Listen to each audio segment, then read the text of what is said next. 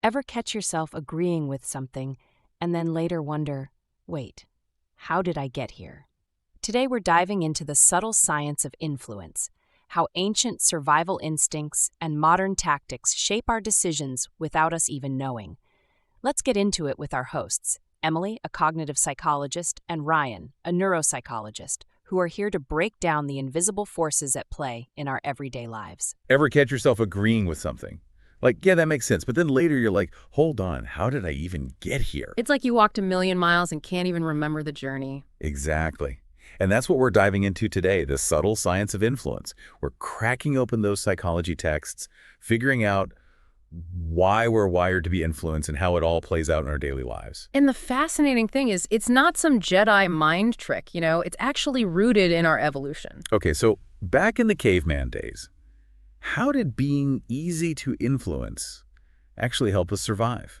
Picture this, right? Our ancestors, way back when belonging to a group, that was non-negotiable for survival. Going solo, that was basically a death sentence, no protection, no sharing resources. Yeah. You were basically asking for trouble. So sticking with the group meant safety in numbers. It was like the ultimate life hack, easier to hunt, gather, avoid becoming someone else's dinner.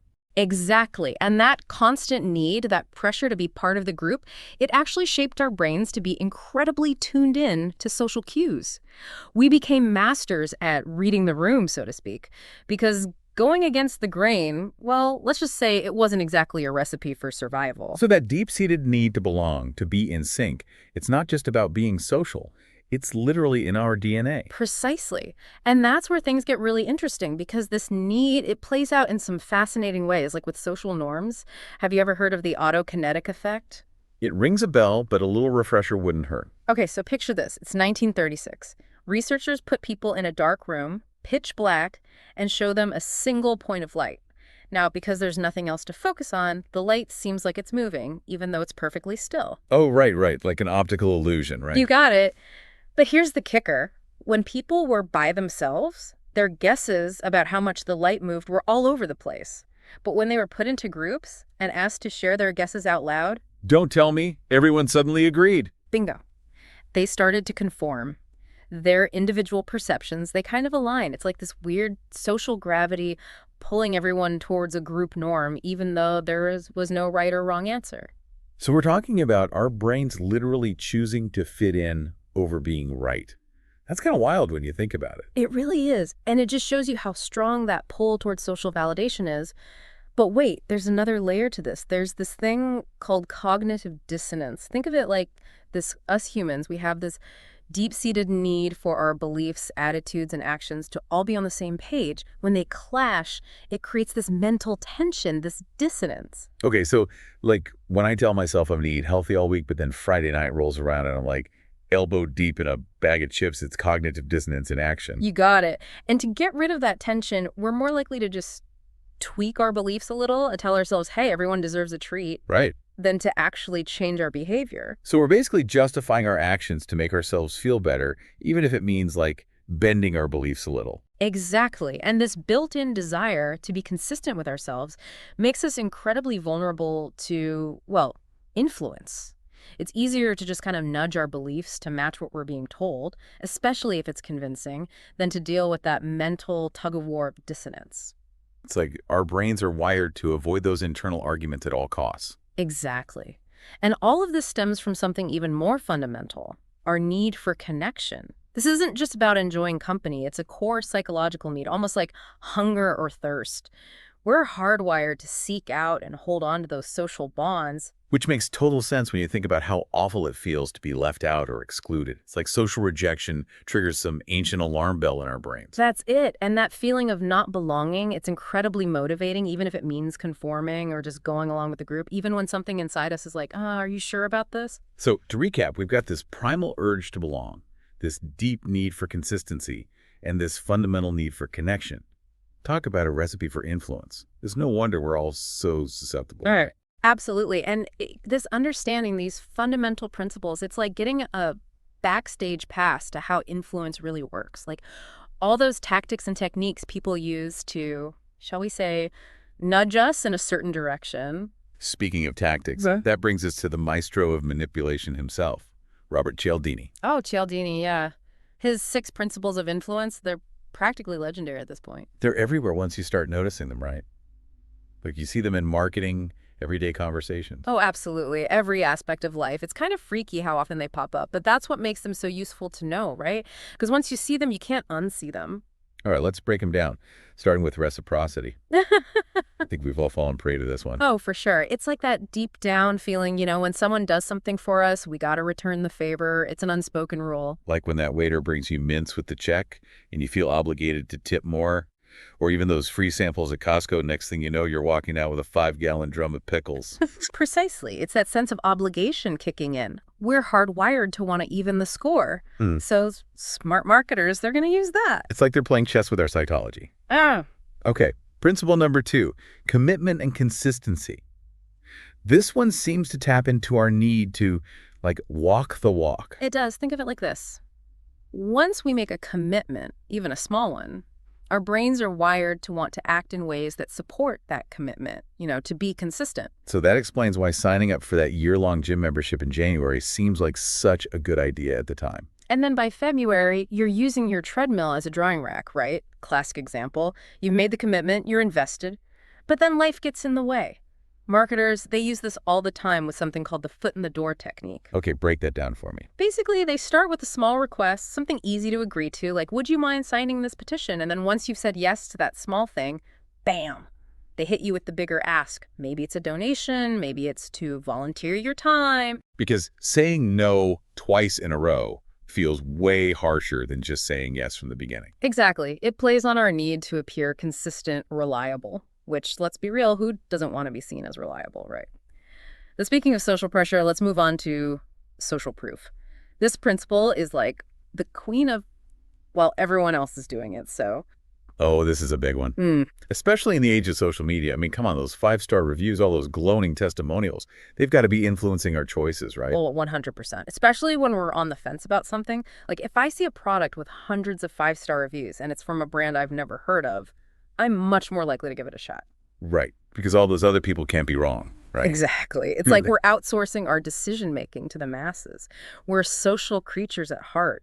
We look to others for cues on how to behave, what to buy, even what to think.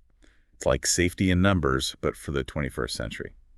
Okay, what's next on Cialdini's hit list of persuasion principles? All right, this one can be a bit unnerving, honestly. Authority. We, as humans, are naturally inclined to defer to those we see as, authority figures. Because they just have that certain something, right? That air of, I know what I'm talking about. Exactly. And it's not always a bad thing. Like, we trust doctors, pilots, experts in their fields, but it goes beyond just actual expertise. Think about those commercials with actors wearing lab coats. They have no real authority, but the costume alone lends them credibility. Or even just a fancy title on a business card. Totally. It makes you think twice about how much we're actually basing our decisions on, real authority versus just the perception of it. Yeah, it's a good reminder to, question everything. Don't just take things at face value. Okay, 2 more principles, right? Hit me with number 5. All right. Number 5 is all about liking. Simply put, we're more likely to say yes to people we like, plain and simple. Okay, that seems pretty obvious, right? Like, if my best friend recommends a restaurant, I'm more likely to go there than if, a random stranger recommended it. Right, but it goes deeper than that. We're talking about those subtle cues that make us like someone, things like shared interests, compliments, even just physical attractiveness. But like that saying, people don't care what you know until they know that you care. Exactly. It's about building rapport, trust. And once that's established, let's just say persuasion becomes a whole lot easier. Makes sense. All right, bring us home with principle number 6. Last but not least, we've got scarcity. This one is a doozy, and I guarantee you've fallen for it a million times. Is it bad that I already know where you're going with this?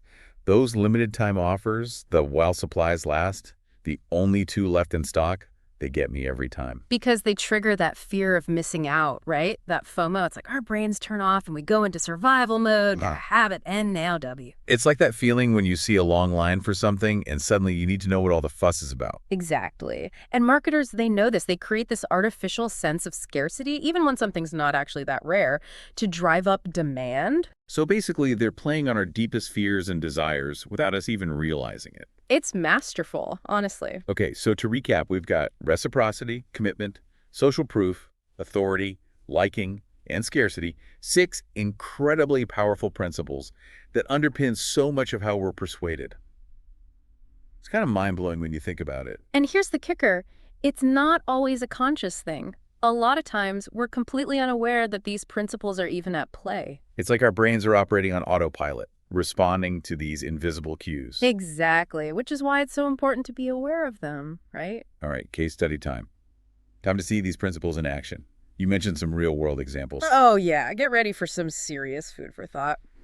We've got to start with the Stanford prison experiment.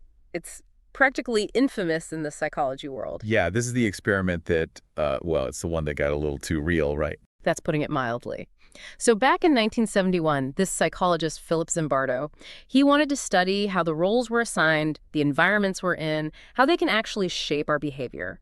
Sounds harmless enough, right? Right, like a classic social experiment setup. Exactly. So he creates this mock prison in the basement of Stanford University, recruits a bunch of college students, totally average guys, to participate. Okay, so they're just role-playing at this point, right? I'm guessing it didn't stay that way for long? Not even close. These students, they were randomly assigned to be either guards or prisoners. Just a flip of a coin, really. Did they, like, ease into those roles gradually, or...? That's the crazy part. Almost instantly, they started acting like they were actually in prison.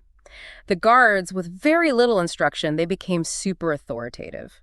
Some even started abusing their power. Wait, seriously? Just from being told they were guards? I know, it's wild, right? They started enforcing all these arbitrary rules, dehumanizing the prisoners. It was like some switch flipped in their brains. It's scary how quickly that power dynamic took hold. Right. And the prisoners, they were stripped of their identities, given numbers instead of names. You can imagine the psychological toll that takes. They became withdrawn, passive, completely submissive. So what happened? How long did the experiment even last? They had to shut it down early, like way early. After just 6 days, it was clear that this simulated prison environment was causing real, lasting psychological harm to the participants. 6 days? Yeah. Wow. Talk about a wake-up call. I mean, this experiment really makes you question the power of situations, right? Absolutely. It's a stark reminder that we're not always in control of our own behavior as much as we'd like to think. The Stanford prison experiment is definitely controversial, but it sparked important conversations about ethics, situational influence, the power of roles. Okay, let's switch gears to another case study that really highlights the bystander effect. You mentioned the tragic case of Kitty Genovese. This one always gets me. It's a heart-wrenching example of how sometimes the presence of others can actually hinder our willingness to help someone in need. Right, that whole someone else will do something mentality. Exactly. So back in 1964, Kitty Genovese was attacked and murdered outside her apartment building in New York City. It was late at night, but here's the thing. Multiple neighbors heard her screams for help. But no one stepped in. Sadly, not really. The attack... It went on for a while, and while some people might have eventually called the police, no one directly intervened while it was happening. That's awful. You'd think that with more people witnessing something so horrible, someone would have done something sooner. You'd think so, right? But that's the bystander effect in action. Research shows that when we're in a group setting, our sense of individual responsibility gets diluted. We assume someone else will take charge, make the call, whatever. So it's like this weird diffusion of responsibility. The more people there are, the less responsible we each feel. Exactly. And we see this play out in the less extreme situations all the time, too. Like, ever been in a group chat where someone says something totally inappropriate but no one calls them out? Oh, all the time. It's like this weird collective silence. That's the bystander effect, too. It's a powerful social phenomenon. Okay, so moving from, well, those heavier examples, we talked about those sneaky mental shortcuts, those cognitive biases that influence our decisions without us even realizing it. Oh yeah, those biases are sneaky little devils. Like the anchoring effect, the one where our brains latch on to the first piece of information we encounter, even if it's totally random. Right, right. It's like when you see a ridiculously overpriced item at a store, and suddenly everything else seems like a bargain in comparison. Exactly. Or those sale prices that are designed to make you think you're getting a steal, even though the original price might have been inflated all along. Okay, what about confirmation bias? This one feels especially relevant these days. It's the king of echo chambers. We love to surround ourselves with information that confirms what we already believe, don't we? Guilty as charged. It's human nature, right? Like, who seeks out opposing viewpoints all the time? That's the thing. We should be actively seeking out those opposing viewpoints, challenging our own beliefs. Otherwise, we get stuck in those filter bubbles. Especially online, right? Social media algorithms are like, here's more of what you already agree with. It's a recipe for polarization. Okay, one more bias we should touch on, framing effects. Oh yeah, this is the one where it's not what you say, but how you say it, right? 100%. It's about spin, presentation. Like, imagine you're considering a medical procedure. If the doctor says it has a 90% survival rate, that sounds way more appealing than saying it has a 10% mortality rate. Even though it's the exact same information. Exactly. Framing matters. And we see it everywhere. Advertising, politics, even our everyday conversations. So we've got anchoring, where the first piece of information biases us, confirmation bias, where we cherry pick evidence to support what we already think, and framing, where how information is presented totally changes how we see it. And here's the kicker. These biases, they often work together. It's like a perfect storm of influence, shaping our decisions without us even realizing it. It's almost like we've been living in this illusion, and now the curtain's been pulled back. Exactly. But here's the good news. Once you're aware of these biases, you can start to counteract them. Knowledge is power, as they say. Yeah. So as we wrap up this deep dive into the world of influence, what's the biggest takeaway you want our listeners to walk away with? Awareness is key. Once we understand the forces that shape our thoughts, our decisions, it's like this whole new level of freedom opens up. We can become more conscious consumers of information, make more informed choices, and just navigate the world with more intention. I love that. So it's not about like becoming immune to influence, because that's impossible, right? Right. It's about recognizing those influences, understanding how they work, and then making choices that align with our values, our goals. Well said. A huge thank you to you, our resident influence expert, for this incredible deep dive.